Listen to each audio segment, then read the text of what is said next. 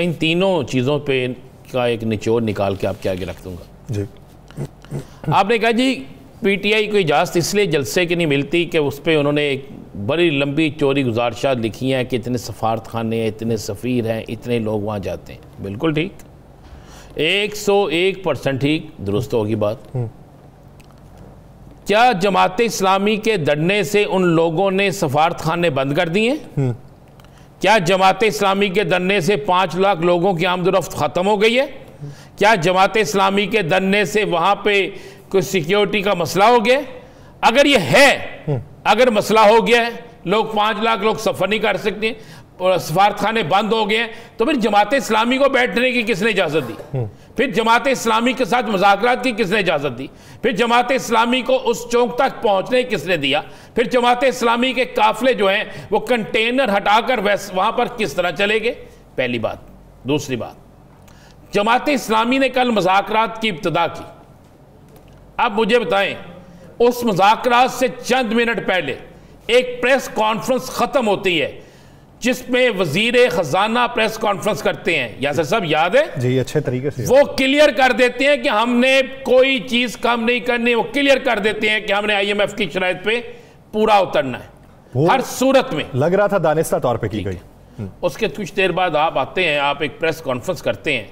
ये तो मुझे माजरत से कोई बुरा ना मनाए, तो ये तो मुझे लग रहा है कि जैसे एक प्री प्लान सारा कुछ हो रहा है। इसलिए कि भाई बिजली का मामला है, वजीर बिजली नहीं है, टैक्स का मामला है, वजीर खजाना नहीं है।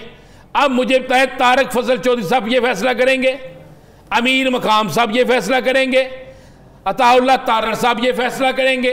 अताउल्लाह तारड़ साहब की बात पर तो इनकार कर दिया था बहुत से लोगों ने कि इन्होंने जो पाबंदी की बात की उसमें तो अभी मशवरा ही नहीं हुआ। अमीर मकाम साहब की बात को कितनी की अहमियत दी जाती है, तारक फजल चौधरी साहब के पास कौन सी जादू की छड़ी है। बात यह है कि जो मुज़ाकरात करने गए हैं, जिनके साथ मुज़ाकरात की टेबल पे बैठे हैं, क्या उन्हें नहीं पता? क्या जमात इस्लामी पहले दिन की जमात है? जमात इस्लामी एक बड़ी अच्छी सुलझी बेहतरीन जमात है, तो क्या वहां पे जाने वालों को इल्म नहीं था कि वजीर खजाना अगर इस्लामाबाद में बैठ के प्रेस कॉन्फ्रेंस कर सकते हैं तो इनके साथ मुज़ाकरात में क्यों नहीं आ सकते? अगर नहीं आ सकते, अगर मुज़ाकरात का हिस्सा नहीं बन सकते, तो इसका मतलब है जनाब कि ना तुसी कुछ करना है ना असी करना है। एन जी 4-5-6 दिन खेलते जाइए, एन जी तुसी भी अपना काका बेची जाओ, उसी भी बेची जाइए। अगर कोई पाकिस्तान के अंदर ये बात समझे, आपको मैं एक तल हकीकत कह रहा हूँ जो आपको भी पता है, मुझे भी पता है, बल्कि पाकिस्तान के हर शख्स को पता है, अब लग गई है कि किसी ना किसी को किसी जगह बिठाकर और किसी और सियासी जमात की पोजीशन को कमज़ोर किया जाए, ऐसा हो नहीं सकता। आज फिच की रिपोर्ट आपने पढ़ी है, ऐसा नहीं ना जी? अच्छा, कितना चंगे बंदे ने मसद के जावा उन्होंने, उस पर वो लिखते हैं कि रेटिंग बड़ी अच्छी हो गई है। ये नहीं बता रहे कि उस पर जो फिक्रा लिखा हुआ है कि तहरीक इंसाफ के मुताल्लिक, जिसमें लिखा हुआ है तहरीक इंसाफ पाकिस्तान की एक हकीकी और बड़ी जमात है और इमरान खान लीडर है, ये नहीं बता रहे कि उस रिपोर्ट में ये भी लिखा हुआ है। ये लफ्ज़ नहीं बता रहे हो, बाकी वो सारा कुछ बता रहे। बात यह है यासर साहब, ये मुज़ाकरात राना साहब एक सवाल कि जमात इस्लामी को प्रोमिनेंट किया जा रहा है पीटीआई को डोमिनेंट करने के लिए, अगर ये पैचअप हो जाता है तो किसके गले पड़ेगा? नहीं पैचअप होता, नहीं होगा, किसी सूरत नहीं, किसी सूरत नहीं होगा। अब आप सवाल कर लेना, मैं आपको बता देता हूँ। मेरा यही सवाल, हालांकि मैं पाकिस्तान के अंदर जमात इस्लामी के जब नए अमीर आए हाफिज़ नईम साहब, तो मैंने एक बात कही थी। मैंने कहा मुझे मौलाना मदूदी साहब नज़र आ गए हैं, मुझे उनकी झलक नज़र आ गई है। एक डट जाने वाला, एक खड़ा हो जाने वाला शख्स नज़र आ गया। मुझे सिर्फ 3 चीज़ों की मुझे समझा दें, 3 चीज़ें, कोई और चीज़ नहीं बस समझना चाहता। कल मुज़ाकरात की जो कमेटी बैठी थी, उससे पहले जो प्रेस कॉन्फ्रेंस हुई थी, उसके बाद क्या मुज़ाकरात होते थे? क्या मुज़ाकरात के अंदर कोई एक ऐसा शख्स था हुकूमती तरफ से जो आप मुज़ाकरात लेके जा रहे हैं जो पूरा करने की पोजीशन में हो? कोई एक बता दे मुझे यासर साहब। क्या वो कमिश्नर साहब ने करने थे पूरे? क्या डिप्टी कमिश्नर ने करने थे? वो मुतालबात भाई कौन से मुतालबात हैं? वो जो इंटरनेशनल तौर पर एक मुतालबात है, जो पाकिस्तान के मुतालबात हैं, ये उसी तरह के मुतालबात हैं जो चंद दिन पहले एक एग्रीमेंट हुआ था और प्रेस कॉन्फ्रेंस की थी राना सनाउल्लाह अता तारड़ साहब ने की थी ना। अच्छा, उस बार मैं सोचा 5-6 होटल बंद हो जाएंगे खुले ने। तो ये उसके बाद ये चीज़ें इसी तरह हैं। मुझे बता देना, फिर मुझे आप एक बात बता दें, आप जब फैसला कर लें कि इस्लामाबाद की हदूद में किसी ने दाखिल नहीं होना, फैसला कर लें आप, कोई दाखिल हो सकता है? कतई तौर पर तो ये किस तरह दाखिल हो गए? मुझे जवाब दे देना। मैं तो कह रहा हूँ, ठीक है, ये किस तरह दाखिल हो गए? मैं माजरत से मैं किसी पे कोई इल्जाम नहीं लगा रहा, मेरे सवाल है, उसका कोई जवाब दे दे। मेरे ये बड़े सिंपल से सवाल है, मुझे उसके कोई जवाब दे दे। आज 3 दिन जब इंतजामिया कहती है कि जनाब हमने 3 दिन के धरने की इजाजत दे दी है, 3 दिन तक ये बैठेंगे, और जब मुज़ाकरात भी करते हैं, क्या इससे पहले ऐसे मुज़ाकरात आपने किसी और पॉलिटिकल जमात से किए हैं? आप कोई और पॉलिटिकल जमात आए तो आप उस पर फौरी तौर पे कटगन लगा देते हैं, आप उस पर इल्जाम लगा देते हैं, आप उसको तन्नौल के मुकाम पर जलसा करने की इजाजत नहीं देते। जो इस्लामाबाद से काफी दूर है, जो सफारतखानों से काफी दूर है, जो वहां पर गुजरगाहों से काफी दूर है, आप वहां पर जलसे की इजाजत नहीं देते। आप फैसलाबाद धोबी घाट में जलसे की इजाजत नहीं देते, आप जो है किसी और जगह पे जलसे की इजाजत नहीं देते, तो आप आराम से लियाकत बाग में जलसे की इजाजत दे रहे हैं। आप रोजाना कहते हैं आप तो लोगों के खाने पीने की अशिया नहीं जाने देते, आप तो वहाँ पे सब कुछ जाने भी दे रहे हैं। मुझे तो इन सवालों का जवाब दे दे, जो जवाब दे देगा। क्या इससे तहरीक इंसाफ कमज़ोर हो जाएगी? नहीं। क्या तहरीक इंसाफ की रेटिंग ख़त्म हो जाएगी? नहीं। क्या तहरीक इंसाफ को इससे ख़त्म किया जा सकेगा? तुम जवाब है नहीं। उसकी वजूहात क्या है? बड़ी क्लियर वजूहात है। और भाई एक सियासी जमात जो है वो पार्लियामेंट के अंदर भी मौजूद है, अब उस सियासी जमात के वजूद को मंजूर कर लिया गया है, कबूल कर लिया गया है। हर चीज आप कहते हैं ना पैकेज कह रहे हैं, इत्फाक हो जाएगा। मुझे एक बात तो बताइए साहब, आपकी इसी बात में हाँ जी, जो जमात पार्लियामेंट के अंदर मौजूद है उस जमात से मुकाबला करना मुश्किल है, जो जमात पार्लियामेंट में मौजूद नहीं है उससे मुकाबला कैसा?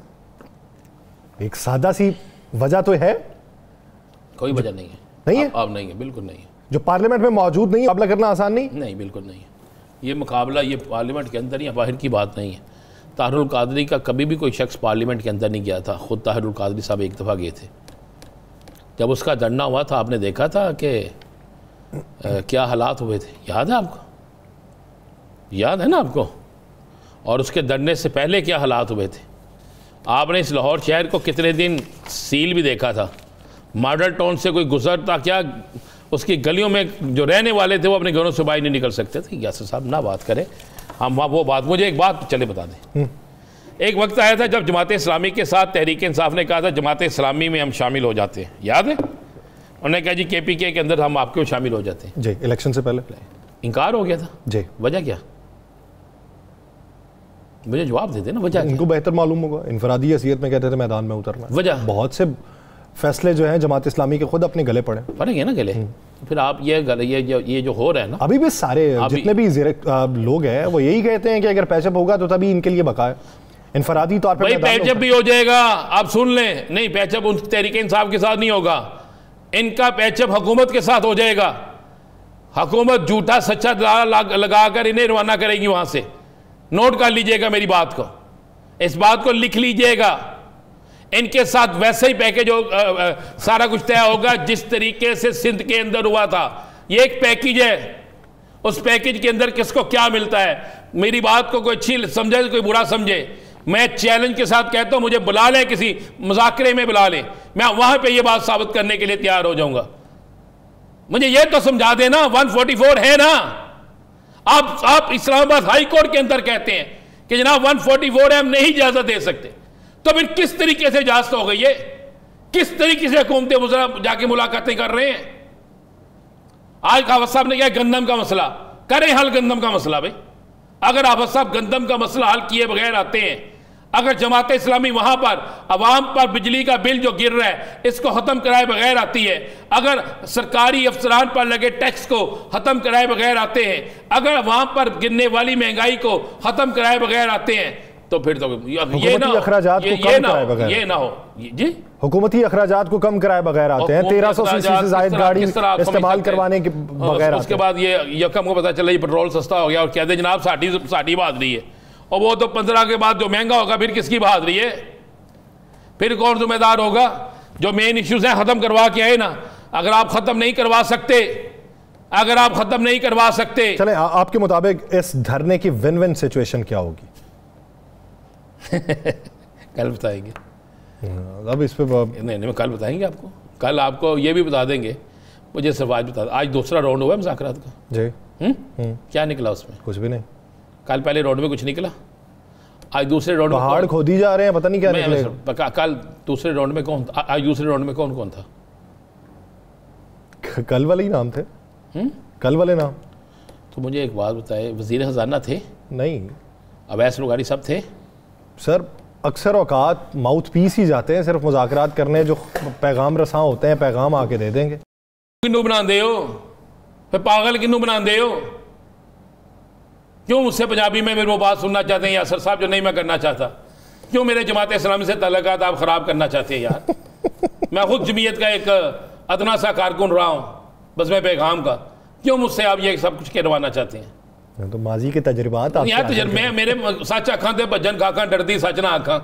मैं तो सीधी बात कह रहा हूँ, अगर मुतालबात इनके हैं वो बिल्कुल जायज़ हैं, वो मुतालबात अवाम के मुतालबे हैं। क्या मुझे बताएं, चले ठहरे ये कागज ना इस तरह करें, बात सुने मेरी। क्या तहरीक इंसाफ के लोगों पर वहां पे लाठीचार्ज नहीं हुआ? क्यों नहीं रोका जमात इस्लामी ने? तो जमात इस्लामी ये तो वो भी क्लेम करती है कि 1250 बंदा हमारा पकड़ा गया था, 35 पे आकर की इन्होंने बात की। किसने? हुकूमत। वो कहते हैं सिर्फ 35 बाकी रह गया, बाकी छोड़ दिए हैं। आपकी भी, आपके अंदर की भी जमीयत नहीं जाती। मेरे अंदर की जी जनाब, मैं आपको वो बात कह रहा हूँ। उन्होंने क्या जनाब, जो 32 के 35 जो है ना, उनकी इन्होंने नज़रबंदी के आर्डर कर दिए थे, जिसमें तारक साहब ने कहा वो हमसे गलती हो गई, हम मानते हैं लेट हो गया, उसको ख़त्म कर देते हैं। बाकी तो उसी रात छोड़ दिए थे जनाब। जब कैसे शरीफ साहब से मैंने कहा था जब प्रोग्राम जनाब आप ख़त्म होगा तो आप जाके देखिएगा आपके बंदे रिलीज़ हुए कि नहीं। याद है आप भी यहीं पे थे? नहीं पता। उम्मीद करते हैं आज अमीरुल अजीम साहब से भी उसका जवाब मांगेंगे, प्रोग्राम के अंदर मौजूद है, अगर वक्त गुजारी के लिए ना आए तो। अमीरुल अजीम साहब आए, मैं बिल्कुल उनसे पूछूंगा। अमीरुल अजीम साहब, ये सारे सवाल जो मेरे जहन में भी हैं शायद उनसे जवाब मिल जाए। आप ये बताइए कि हुकूमत वक्त, बहुत सारे लोग ये क्लेम करते हैं। हुकूमत वक्त में किसका नाम लेना चाहते हैं सर? यार नाम लिया करें ना। हुकूमत वक्त में कौन? PMLN नून का कौन, क्या है वो? हुकूमत में क्या है वो? वज़ीर आज़म साहब। उनके पास इख्तियार है कोई? तो मैं क्यों, मैं यार आप क्यों नहीं? मैं तो इख्तियार वाले की बात करूंगा, आप मुझसे करें इख्तियार वाले की। किसके पास है इख्तियार? आप बताए ना। जब मैं कह रहा हूँ वज़ीर आज़म के पास नहीं है, उसके पास। तो किसके पास? जरदारी साहब के पास। जरदारी साहब के पास। अच्छा खेल रहे हैं, अच्छा खेल रहे हैं, बहुत अच्छा खेल रहे हैं। नवाज शरीफ साहब कब तक खामोश रहेंगे? जिस दिन उन्होंने बाहर जान देता। क्यों मोहम्मद अली दुरानी साहब ये क्लेम कर रहे हैं कि नवाज शरीफ को बाहर जाने की ख्वाहिश है, इजाज़त नहीं है? ख्वाहिश भी है, इजाज़त नहीं है, 2 दफ़ा जाने की कोशिश भी हुई है, लेकिन जा अपनी हसरतों पे। सुना है हेवन फील्ड में वो काम शाम चल रहा है? वो रुकिया कितों से? नहीं, अभी तो बड़े पैमाने पे चल रहा है। काफ़ी मेहमान ज़्यादा हो जाएंगे ना। आमदरफ्त बढ़ने वाली। मैं कह रहा हूँ मेहमान ज़्यादा हो जाएंगे। मैं आपको ये बता देता हूँ, एक वफाकी वज़ीर है,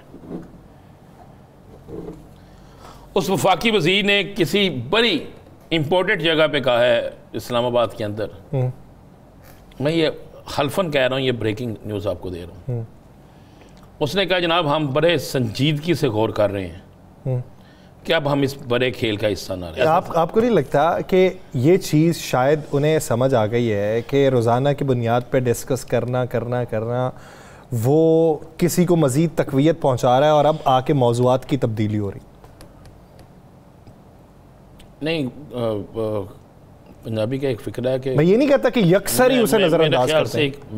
मेरा जो ज़ाती ख्याल है, मैंने आज इस पे बड़ी स्टडी की है, बहुत से लोगों से मिला भी हूँ और बहुत ज़्यादा इस पर इंफॉर्मेशन भी ली है। टोल बड़ा पैरा गले पै गया, वजदा भी नहीं तो गलियों उतरता भी नहीं। फटा हुआ ढोल है। फटा भी नहीं का, टोल भी ठीक है, उतरता भी नहीं। और जब बजाते हैं तो अपने ही कान फटते हैं। सुनने वाला कोई नहीं, सुनने वाला कोई नहीं, अपने कान फटते हैं। तो अब गले से उतारते हैं तो मरते हैं, पहनते हैं तो गर्दन झुक जाती है इतनी से नीचे कि लगता है कि सजदे में चले गए हैं। ढोल भारी है। ढोल भारी है।